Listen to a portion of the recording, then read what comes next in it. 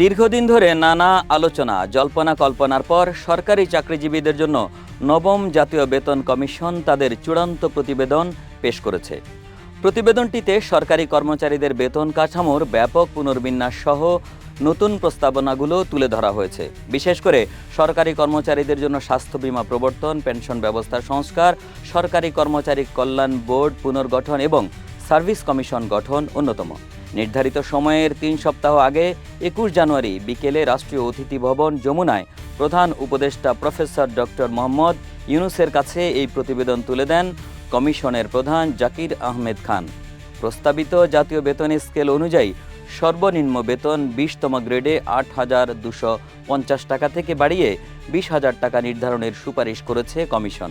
এদিকে সর্বোচ্চ প্রথম গ্রেডে বেতন ৭৮,০০০ টাকা থেকে বাড়িয়ে ১,৬০,০০০ টাকা করার প্রস্তাব রয়েছে। সরকারি চাকরিজীবীদের বেতন বৃদ্ধির ফলে বাজারে মূল্যস্ফীতির আশঙ্কা করছেন অনেকে।